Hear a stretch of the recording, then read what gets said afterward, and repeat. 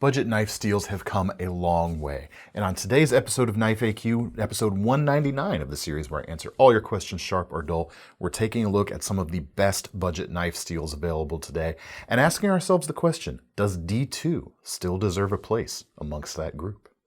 Let's get into it.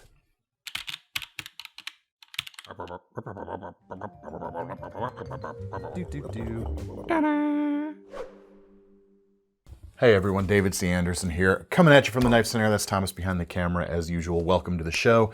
What we do is we answer your questions. And if you have a question you think it's worthy of inclusion in a future episode, drop it in the comment section below this video. That is where we pull these questions from. First one today is from Single Christian Cowboy. What's the appeal of D2? It ain't stainless, and it ain't particularly easy to sharpen. Well, you kind of hit the nail on the head in terms of the drawbacks of D2, but what D2 does is it holds an edge really well for the money. And that for the money part, that caveat is important actually, because it used to be D2 bladed knives were typically a little bit more expensive. I can remember days when, they weren't all that much less expensive than particle metal knives out there like S30V. And at that point in time, D2 never really did much for me either. As I'm taking from the tone of your question, it doesn't do much for you.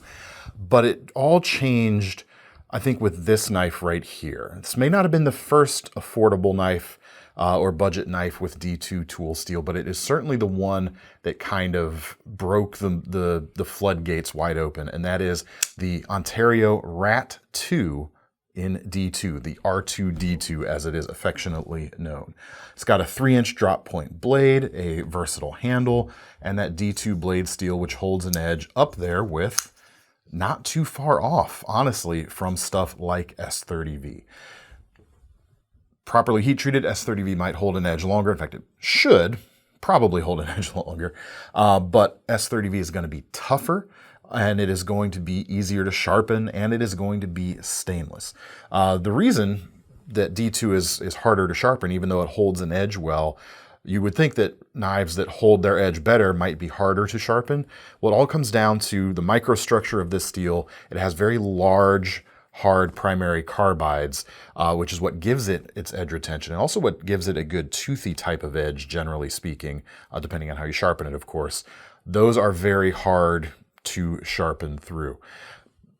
But it's still, I think, a good steel in the budget realm. You folks, let me know what you think. It used to be, this knife could be had in like the $30 range. Those days, of course, are long gone. Right now, this runs about $48, which is in line with a lot of the other, standard D2 everyday carry folders right now.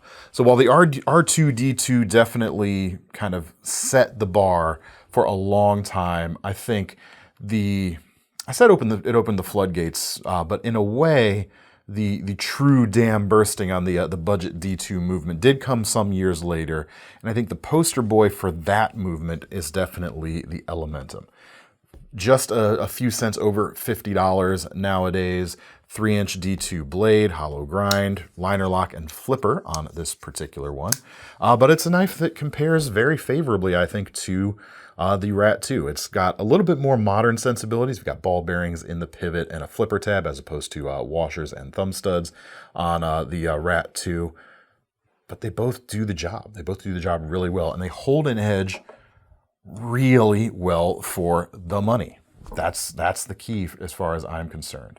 But I think that kind of dam bursting, the real renaissance or the real D2 budget D2 movement that this Civivi exemplifies kind of hit towards the beginning of the COVID era.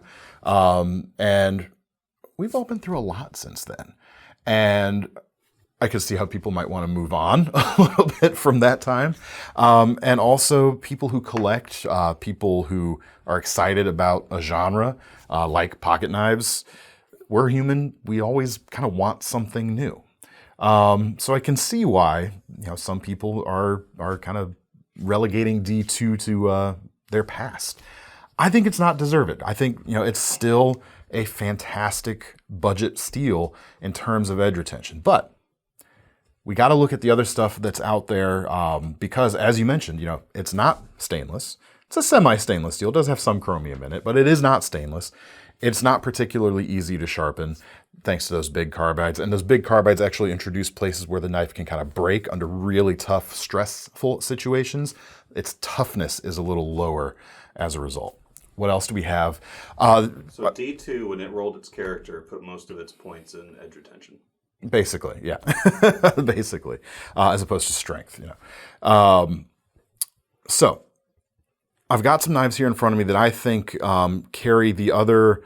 This is not a comprehensive list of all the budget knife steels available, but these are what I think represent the best budget steels that you can get right now.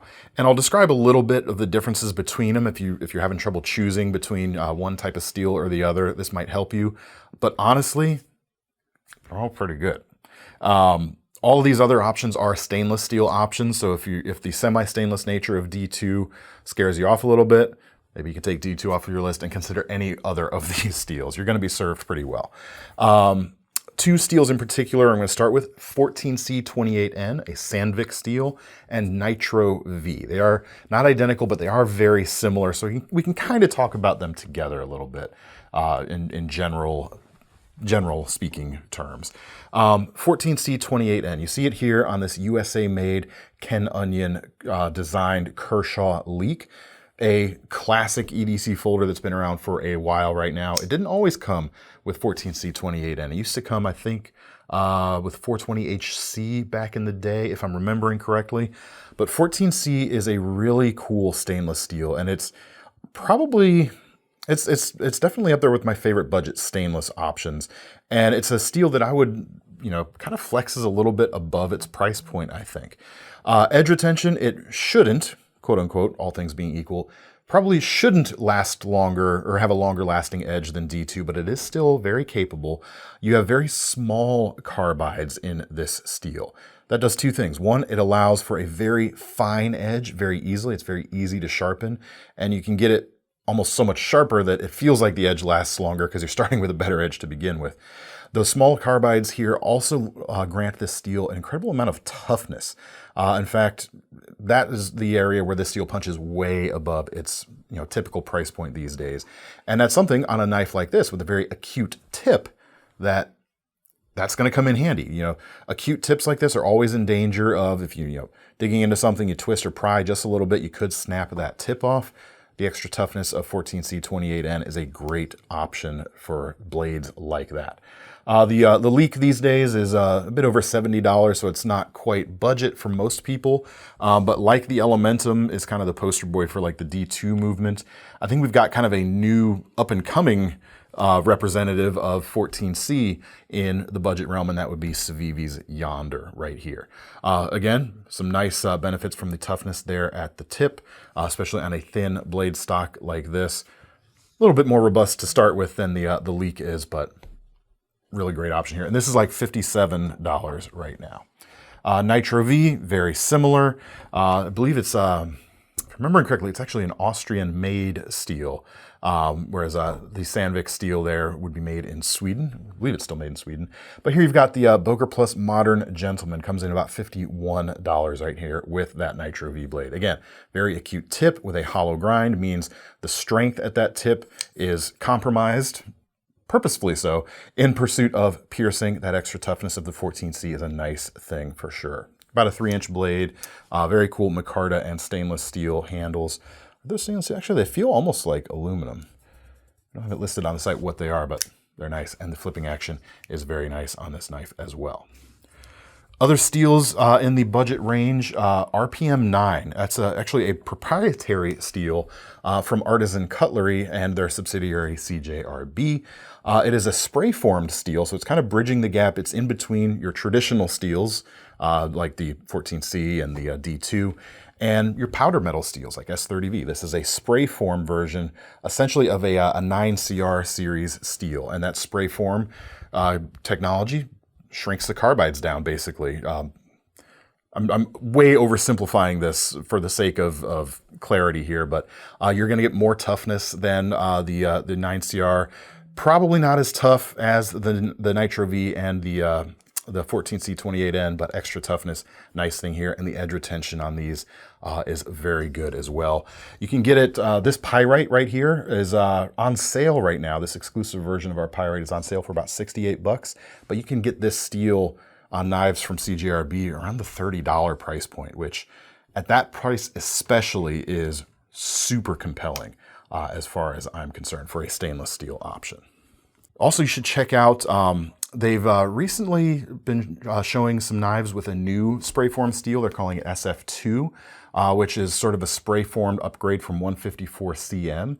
We're still waiting to see kind of where the price points on those are gonna shake out, but that might be on the upper end of budget for some folks, so check it out. But that brings me to kind of like the next rung up the ladder in terms of my personal expression here, or personal opinion of stainless steels. 154 CM is starting to trickle down into the budget range. This knife right here, actually, I'm sorry, I'm going out of order here, Thomas. Thanks. But the Kaiser Nice Guy, designed by Azo, $59 right now with a 154 CM blade. That's an American-made steel. Most of the knives here are obviously imported. When we're talking high-quality budget knives, China is mostly the place where they are going to come from. Taiwan, though, on the Ontario. That leak is, of course, U.S. made. The steel here is U.S. made. We've got a liner lock, a flipper.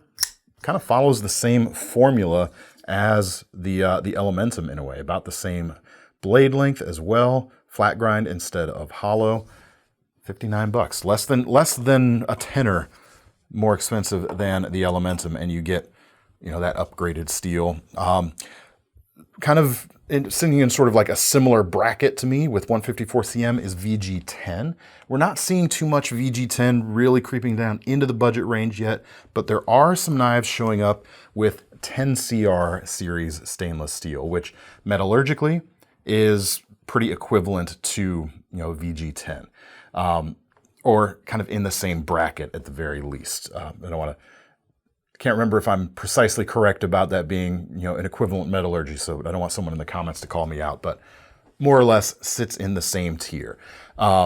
Whereas your VG10 is Japanese made, the 10CR can be made anywhere. The Rubato 3 here from Olight/O-Knife, very cool little knife, $50, 3-inch blade, crossbar lock with 10CR steel. Toughness-wise, still that 14C28N should be tougher than this steel, but the edge retention here is probably going to get a little bit of a bump. There you go. That, in my opinion, or these steels, in my opinion, best out there right now in terms of the budget space. Can't go wrong with any of them. Hope that helps. Single Christian Cowboy, to let you know why I think D2 is still appealing. Because that's the thing, actually, when you look at all of these, if you're going for outright edge retention, D2, amongst all these other options that I still think are great, D2 still sits kind of like right near or right at the top at the very least. Unless you're going head to head and actually doing sharpness testings of one next to the other, it's going to be hard to say definitively, but D2 is going to be right there at the top. So that'd be the appeal, in my opinion. Next question comes from Graham Blackall. Building from the steel peak question we did a couple weeks ago, where we were talking about with steels like MagnaCut, has knife metallurgy reached its peak? Does the constant evolution of CPM products risk devaluing or undermining their previous successes? I mean, does MagnaCut make S30V look budget and reduce its profitability? Again, people always want new stuff. Here's the thing, though. We've kind of talked about this before. From a business standpoint, like you come out with a cool new steel with MagnaCut, it is going to make steels like S30V less desirable. So from a business standpoint, one could argue that that's a bad thing. But if they don't do it, some other steel foundry might do it. They're going to come out with something, and then you've got nothing to compete with that. So everyone's always trying to improve and better what they're doing. That's just human nature. So does that mean S30V gets less useful? No. Still cuts the same. Still cuts the same because the stuff we're cutting isn't really changing. Even though the steels we're cutting with might be improving over time, the stuff we're cutting is still much the same as the stuff we were cutting 100 years ago, quite honestly. Yes, I know there's going to be exceptions. Don't come at me in the comments there, but by and large, come on. It's not like they're inventing new cardboard. It's not like they're inventing new cardboard. Actually, they might be inventing new cardboard. Spoiler alert. Well, now we come to the Damyr's Buried Treasure segment, where thanks to his question several weeks ago, we're working our way through the alphabet and showing you a brand we've never shown on the channel before. Today we're on the letter R, and Rapid Rope is what I want to talk about today. I got one right over here. This is what they make, basically. It is a utility rope canister, and this thing is basically about convenience. What you've got is all the cordage, 120 feet of it, stored within the canister. It's a shatterproof canister. Everything's can be shattered. Subject to speed. Certain scenario. But it is an incredibly strong canister nonetheless. 1,100 pound test cordage here. So more, twice the line strength of 550 cord of paracord. You're not going to be able to like unbraid it quite like you can paracord and use the inner cores, but suffice to say, it's very tough stuff. And it comes with this built-in cutter right here. So you pull out the amount you need and you can simply slice it off right there.